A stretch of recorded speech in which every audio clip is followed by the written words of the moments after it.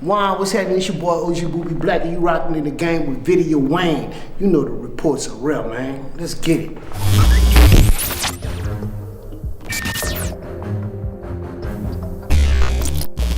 I'm gonna get it from you. How many times you been shot? On occasions? 23 times on 3 different occasions. But there was one time you were shot 18 times on one occasion? Yeah, that was the second time. And what was it? Is it daytime or was it nighttime?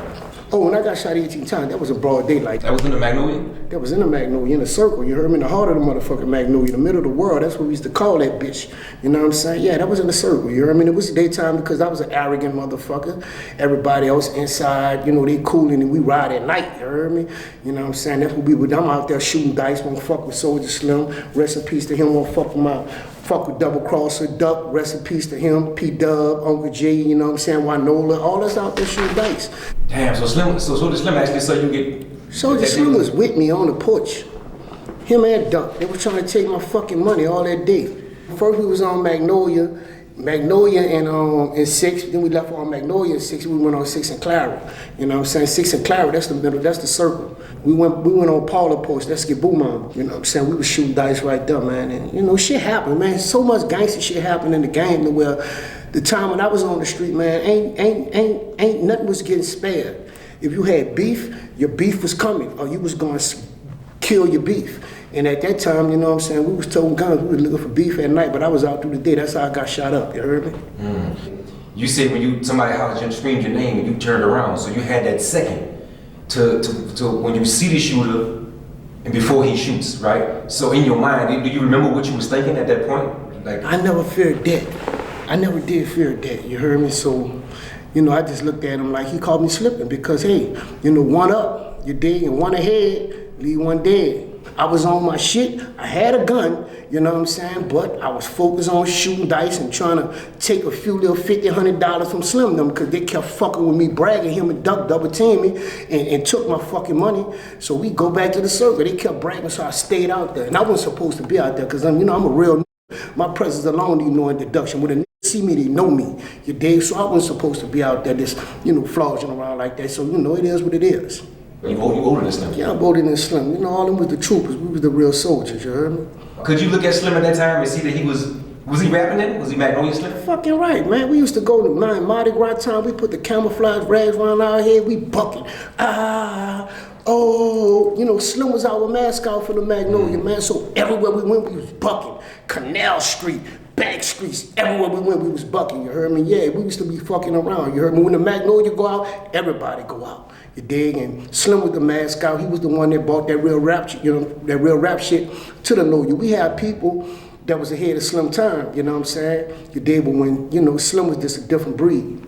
He changed his name to Soldier Slim because of that? Nah, not really. He didn't change his name to Soldier Slim. See, everything that was with No Limit Records, you heard me, Master P, he had this thing where everybody changed their name. You know, he had Crazy out the fucking Ivyville. Crazy changed his name from Crazy with the C to Crazy with the K. He had Snoop Dogg change his name from Snoop Dogg to when he got with P, Snoop Doggy Dogg. You know what I'm saying? Then he had Magnolia Slim to where he had Magnolia Slim change his name to Soldier Slim.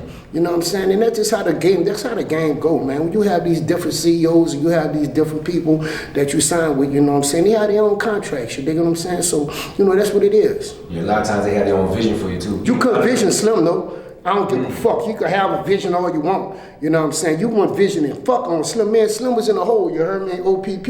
You dig? Me, him, Josephine, Johnny, you dig? I was in cell 6, he was in cell 7. And Slim told me about a song. You dig what I'm saying? That he wanted me on. Him and Josephine Johnny had the song. And the song is out right now. It's called Armed and Dangerous. Because that bitch used to say, that bitch Boobie armed, but that bitch still dangerous. You heard me? You dig? The name of the song is like this. Because I'm armed and dangerous. Catch a murder charge if you bang at us. So y'all better be saying something. Because the out there know you ain't about no stunting, do a background check, you heard me? I was supposed to be on that song with Slim. Slim told me, you know what I'm saying, how he was gonna go home and how he was gonna blow up and do this and do all this type of shit, and he went home and he did it. I called it jokes.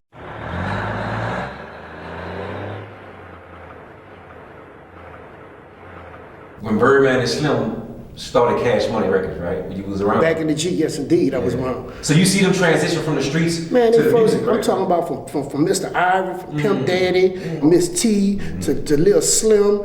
Man, I could go on and on and on, you heard me, you know what I'm saying? But, you know, Cash Money Records is the rawest motherfucking label in the game, you know what I'm saying? Did you ever think at that time when they first got started that it would be this big, though? Yeah, I did, because, you know, UNLV gave us that motherfucking kick in the door.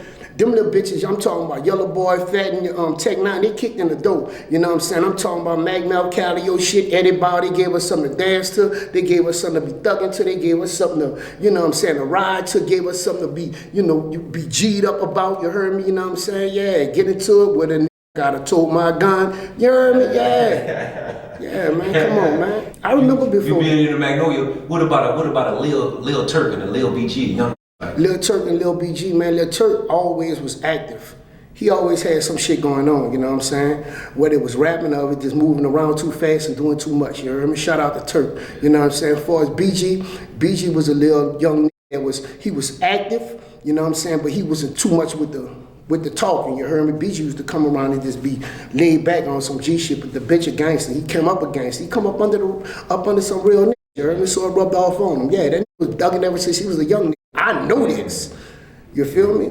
You dig? I know this. If you I look at those photos of BG when he was young. He was 12, 13 years old, man, and he was with nigga long, skinny, with the big bottom lip, you heard me? Bitch coming through. But when you meet him, yeah, that G shit gon' yeah, you heard me? So he been thugging since he came in the game. He ain't never came in the game and was like no nigga you could point at like, oh, that's a nah, none of that. What about Cali or Master P them? Any run-ins with them as far as yourself as well? Nah, I never had no run-ins with Master P. I never had no run-ins with no nigga that was from their camp, you heard me? You know what I'm saying? I fuck with a few niggas from their camp, you heard me? I fuck with Randall, you know what I'm saying? I fuck with T-Dub. C Murder? Yeah, me and C Murder, you dig? We knew each other, but we knew of each other. Okay. You heard me? When it come to him knowing me, he know of me. Like, he's younger than you? Nah, me and C like around the same age, you heard me? You know what I'm saying? He probably a year younger than me or something, but all the I knew him from out the Calio, you heard me? You know what I'm saying? But the Calio wasn't my tribe. My tribe was all Magnolia. You know what I'm saying? But I had to know the because you have to know in the street to be out here. You gotta know what you know what I'm saying? Randall, I just fuck with that bitch. Randall had a dog named, what this fucking dog, the dog name was Jingles, a fucking Rottweiler, you heard me? Oh, he was in the movie with us? Yeah, he was in that movie, but I know the dog personally, you heard me? Randall used to have the bitch, you know, I know him personally. I ran with the killers, I was posted up on Willow, young nigga, OG pulling up on dirt bike and 4-wheelers. Nino Calvin. Nino, I knew him when he was in his mama's stomach. You know what I'm saying? Now you gotta realize me and Nino daddy was best friends coming up, me and Tonto. You know what I'm saying? And me and Tonto, we went everywhere. We did everything. So, you know, Tonto behind the scenes, we ain't about to do too much talking about him. You dig? That's my nigga. You heard him. He came in. As a matter of fact, I'm in Atlanta right now. He came and seen me last night. Him, shout out to Toe, shout out to Busy, shout out to Toki, you know what I'm saying? That Magnolia shit, you heard me? Yeah, you dig? They can't fuck with me last night. At my girl birthday party, yeah, you know what I'm saying?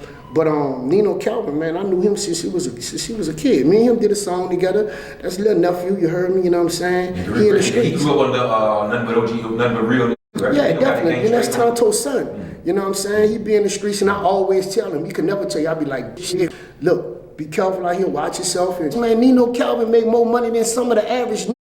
You know what I'm saying? Them getting money, them young getting money and dangerous. They doing their thing. You dig what I'm saying? But on site, yeah, he gonna listen to me because, you know, I'm like, I'm big uncle, I'm his daddy fucking partner, you know what I'm saying? So yeah, he gonna listen to me. And you dig now, when he in the streets, doing his thing, man, he got control of whatever he doing, you heard me? So he gonna do his own thing in the streets, man. And that's not just Nino, that's for all of my little nephews. They gonna be who they is, bro. Only thing I could do is just give them advice to, you know, pay attention and, you know what I'm saying? You feel good enough to know that he got enough game to be able to handle himself out there, right? Yeah. Because he couldn't be in the position he in right now if he didn't know how to handle himself. Nino a good music artist, man. Yeah. And he a good hustler. Yeah. They have a lot of young niggas out here that they're not paying attention to, bro. You know what I'm saying? I'm talking about New Orleans have a whole fucking entourage for the niggas that need to be on, you know what I'm saying? But when they're just addicted to that city. They're addicted to it. Yeah. And motherfuckers be so addicted to it to where you can't leave it, man. You dig? New Orleans is a different place. It's different than any motherfucking place on the face of this earth. And I've been all around the world. The only place I seen close to New Orleans is Jamaica. You go in Jamaica, you'll swear to God you're in the 6th wall. You'll think you downtown in the 9th wall. You'll think you uptown around St. Charles Street because the houses are built the same way. The French. You know what I'm saying? The French people, the houses in Jamaica, when we finish this interview, you go home, go on YouTube and look at the houses in Jamaica. They built just like the New Orleans houses. Shotgun houses. Yeah, definitely. Yeah, shotgun houses with the little metal fences in the front. You heard me? On a block, you got about 12 of them bitches. So people cross the street could look in your front door when they come. That's how it is in Jamaica. As far as the media hot boys, all them dudes there now. Yep. Sterling Mosquito. Except for Gangsta and Elton and Boobie Black. Another big thing that happened early on in 2025, Derrick Jones and Diesel out the mouth came home. Oh, shout out to Diesel. Y'all call him Diesel, you heard me? But like I said on my other interview, I call him Lil Derrick. Man, he was locked up together. He always been a little, you know, little aggressive little. You heard me? He always was the aggressive. He about his business. So you guys talk? No, I haven't talked to Boobie, but I ain't got no beef with Boobie. Man, Boobie's and Juvenile together. Man, Boobie good. Yeah, I ain't got no problem with them. You see any conversation with him since he been home? Nah, I ain't never conversated with him. You heard me at all. I ain't seen him at all. You know what I'm saying? He say he around with his kids and he doing this thing. You know what I'm saying? So shout out to him, bro. That's what it is. I used to get your name mixed up with because it was Boobie Black and then there was Blackie Mo. Yeah, Black and Mo, that's my brother. You know what I'm saying? Shout out to him, you know, rest in peace of Black and Mo. He's no longer with us. You know, Black and Mo's from the Magnolia? Black and Mo from all Josephine. Okay. Because in the Mel, his name used to ring, I used to hear a lot about his name. You know? He between the Magnolia and he closer to the Mel for me than he is to the Magnolia. But the reason why he was in the Magnolia so much because his auntie stayed in the Magnolia. You dig? Like I really grew up wanting to be a real hot boy. I wanted to be like Killer Stone, Gangsta, Dooney, Sterling, one of them. That's the hot boys we talking about when we from New Orleans. Because I believe you said when I was younger, all I wanted to be like, I want to be like Killer Stone. I don't know if you saw the interview, but he really was passionate about that. Yeah. Would you advise youngsters that you don't want to be a hot boy? No, you definitely don't want to be a hot boy because you know what? Back then, you have generations, right? My generation, you had to be a hot boy to survive. Okay. You feel me? That's the difference. You had to be a hot boy to survive, for real, for real. Once you in that survival mode, if anything come across your line, anything come across, you know what I'm saying, the page, you gotta automatically handle your business. You gotta delete that. We ain't taking no problems. So my generation, that's the way it was. The generation now, it's a digital era. So everything is digital. A nigga can make up a whole profile of himself on a computer and call himself a hot boy and sell a lot of things and build around cars and money and all this stuff and make you think he a hot boy while all the while he a fuck boy. Sell albums. Yeah, make fuck boy. All kind of shit behind the reason why I can say this here, bro, OG Boobie Black, real with respect, because 51 years of my life to this day, it hasn't been one man, you heard me, that pull out his piss, that stand on 10 toes, you heard me, one man that ever disrespected me, ever. Fuck what you talking about. I'm talking about physically, right here. You did ever disrespected me, never. You know why? Because I don't disrespect people. People that look at me and see like, oh, that got a mug on his face, man, I can't holler at him. Nah, man, I'm not that type of. I used to be fucked up like that, but man, I've been off that shit, you heard me? You know what I'm saying? But I don't try to find disrespect.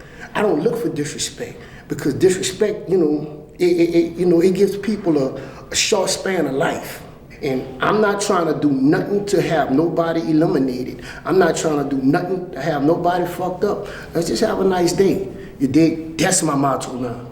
You know what I'm saying? At one time, I investigate, and I'm gonna find out what it is, and I'll pursue a bitch. I'll pursue whatever my problem is, you heard me? But you know what? Like I said in my last motherfucking thing, I don't have a badge of honor for that right now. I don't have a Purple Heart for that right now. All the gangster shit I did in the past, bro, I don't have nothing to show for it. I don't have no gangster trophy, this big gangster mansion, or this is a certified gangster, so we give them all this gangster money. Man, I ain't got a fucking thing to show for that. Only thing I got from that is a name. My presence alone need no introduction because they know who Boobie Black is, just by face. You feel me? And I made it that way. You dig? Is it a good thing?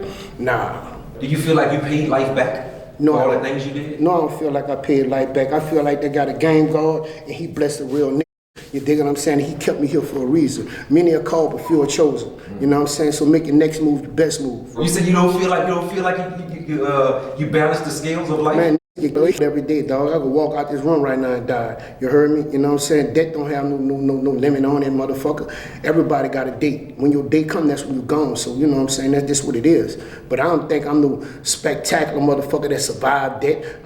Look all the great shit I did before, you know, after I got shot. I lost my arm. Now I'm going on stage before 30,000 people with no shirt on, with one arm, talking gangster shit. And they go crazy. White people, black people, Mexicans, Hispanic, all they go crazy when OG Boobie Black come out there with no shirt on. But the average, you know what I'm saying, they'll have low self-esteem about some shit because you got one arm. And man, come on, man, I was a gangster before I had one arm. I'm a real nigga with one arm. Matter of fact, I done had more money, you dig what I'm saying, since I got one arm, more products and material things, my life been way to a whole nother level since I had one arm, you dig? But that's how it's supposed to be. We don't go down, we go up. Yeah. Damn, man was. And I got free handicap parking, bitch. Yeah, I mean, the people mad at the airport, you know what I'm saying? They talk about the military and a handicap. So I get on the front of the airplane free. I let all of them walk to the front of the thing. You heard me when they call my gate, I walk to that front. You heard me? And look at my ticket, handicap. You dig handicap, you get a lot of motherfucking privileges. Yeah. I get on the plane first before all of them, then I be smiling when they pass. How the fuck did you do that? Bitch, you see what I did. You know what I'm saying? Me and my cut through committee, you know what I'm saying? We be riding all day, cut through, cut through, dog, to the bone, bro. Be stupid. Be stupid, that's Katie Black, little brother, you heard me, you know what I'm saying? Be stupid. How young you remember stupid? I remember stupid when stupid was a little boy, man. I'm from the Magnolia, you heard me, you know what I'm saying? And stupid always was stupid. You heard me? Say boobie, you dig? And, you know, say boobie. Major respect for homie, you heard me? He had major respect for me, you know what I'm saying? He just a Magnolia. You ain't getting nothing else out him but that know you dig what I'm saying? And that's how he was coming up, you know what I'm saying? And, you know, like I say, you know, Be Stupid got the name Be Stupid because he ain't give a fuck. You heard me? You play, you lay. That's just what it is, you heard me? And it was just him, it was a lot of them motherfuckers. You dig what I'm saying? It was a lot of them. You dig? And they represented. It was just what the Magnolia was breeding at that time, just the energy? Or? No. See, let me tell you something. But you said it was a lot of them, so. It was a lot of them, you know what I'm saying? You dig? Them was selling dope and when they was 14, 15 years old. You dig? I'm talking about, they all migrated to come together to one like gremlins. You dig? You did the Dooney Boys. Yeah. All that was part of that. Yeah. You know what I'm saying? You had Dooney motherfucking ass out there, you dig? And Dooney was ignorant, but Dooney was feeding them. You heard me? Dooney was showing them what it was to, get this money. We gonna go down here, we gonna ball out. I'm gonna come to the club with y'all. So when he going to the club, he got like about 9 young with them and all of them about it. You heard me? I'm talking about from the Timmy on down, all of them about it. You did? And that's what it was, you know what I'm saying, coming up in my project. You know, I had no problem who's saying that who was the big dog. Like me coming up, Stone was the big dog. You know what I'm saying? Stone had all the dope. Stone was the who, you know, come through and holler at you dig, and he gonna get it straight. You know, Stone was the go to jail, he bonding them out. You dig? So everybody had a that was ahead of them in their time. You dig? Let's talk with Stone for a second. Listen, I don't think I ever interviewed somebody and I got a bad story about Stone. You can't get a bad story about him because he was a real. He never did no bitch shit. Elvin Nelson, Killer Stone, you heard me? That's my fucking brother. I fucked with him way in the back when he was on dope and he had 2 stars in the front of his mouth where he was beating up taking him motherfucking dope. Yeah. If Stone was here today, bro, what do you see him? Legendary, big as ever, you heard me?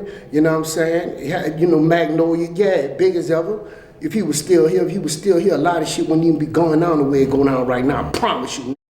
It wouldn't even be going on like it going on, you dig? But, you know, he no longer with us, you heard me? You know what I'm saying? So we can't talk about that.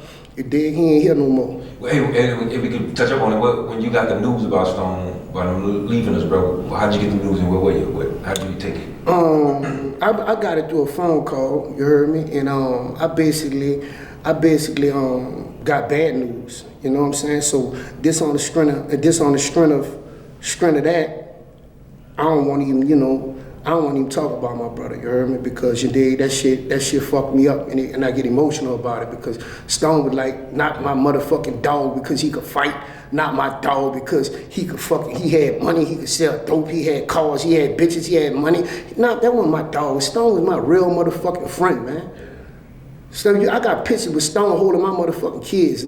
When I came home from jail, Stone rode all the way to the fucking country, all the way to Lutcher, Louisiana. You know what I'm saying? Where I have a house set out there, you dig? And I was stuck out there, you heard me? And Stone come out there and stood with me 2-3 days. You heard me? Stone called me early in the morning. You bitch, what you doing? That was my real friend, man. That was my friend. That wasn't no, that's my dog. You know, that's my friend. You heard me? When Stone was gone, I was a pallbearer, active pallbearer at his funeral. I was at Stone's funeral. I was there. Yeah. Yeah, you was pallbearer? Yeah, I was a pallbearer, definitely. So you speaking of documentary, what's the name of the documentary? I ain't dead yet. And the reason why I named it I ain't dead yet because death is inevitable. We all gotta die. You know what I'm saying? That's why in New Orleans we celebrate, you heard me, we call this thing second line. And the reason why we call it the second line because the first line is when, you know, the casket is in the church and then they march the casket out the church, they put the casket in the hearse, and that's when the second line comes. They take the casket out of the hearse and they bring it to the grave, you know what I'm saying, and we celebrate, man. You dig? Yeah, damn, man. bro, that's deep though, right? Because we really need to talk about that. Where does that come from, second line? I mean, it comes from traditions, man, you know what I'm saying? Our ancestors way before us, and we was taught that death is inevitable. Everybody got to die, so we must celebrate when ones go. Because, you know, you don't have no more bills, you don't have no more stress, you don't have no more sickness, you don't have none of that, you heard me? You free, you know what I'm saying? Your soul is no longer with us, you know what I'm saying? And may peace be with you.